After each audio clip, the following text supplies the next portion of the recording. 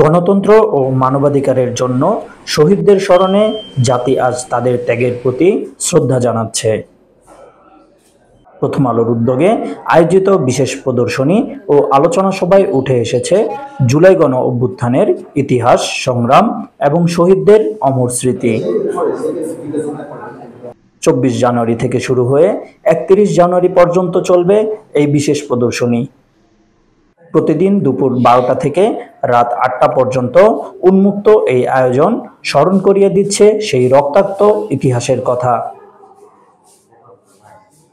যখন দেশের তরুণ তরুণীরা গণতন্ত্র পুনঃপ্রতিষ্ঠায় জীবন উৎসর্গ করেছিলেন।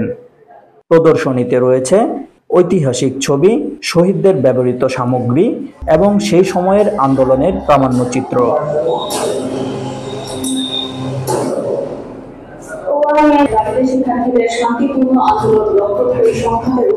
এখানে সত্যে তথ্যে জুলাই, ক্যামেরায় বিদ্রোহ এবং রক্তাক্ত স্মারক কর্নারগুলো দর্শনার্থীদের কাছে তুলে ধরছে আন্দোলনের বাস্তব চিত্র। একটা জিনিস অনেক কলিজায় লাগে কি, আমার ভাইটা তো মাটির তার সাথে মনে হয় মিশে গেছে এতদিন, 6 মাস হয়ে গেল না, কিন্তু ওকে যে খুন করছে ও এখনো বাইরে, এই জিনিসটা নিতে পারিনি। মানে ওকে খুন করলে মানুষটা বেঁচে, ও শ্বাস দিতেছে এখনো, কিন্তু আমার ভাইটা মাটির সাথে মিশে গেছে। আপনি দেখেন ওর চেহারাটা, আমার কাছে এখনো মনে হইতেছে যে ও আমার দিকে তাকায় আছে, মনে হইতেছে না যে ও নাই। ওর হাইটটা এখানে যতটুকু না এরকমই, ওর হাইটটা এরকমই ছিল, ওর 6 ফিট 2 ইঞ্চি ছিল। আমার কাছে এখনো মনে হইতেছে ও আমার দিকে তাকায় আছে।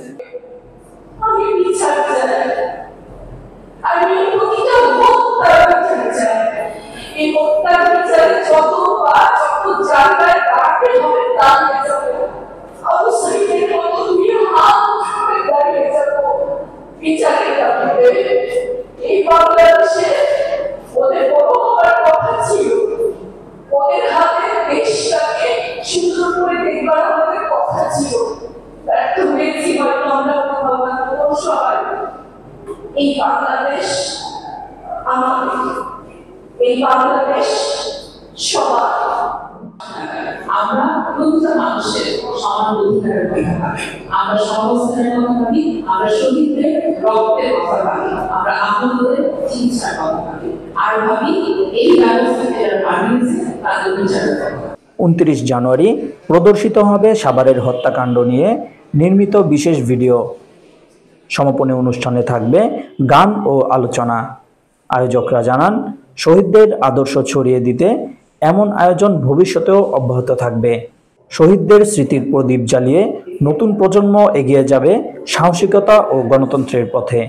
নতুন বাংলাদেশের স্বপ্ন গড়ার এই উদ্যোগকে জাতির সম্মিলিত শ্রদ্ধা। রিয়াদ হাসান, দৈনিক 52, ঢাকা।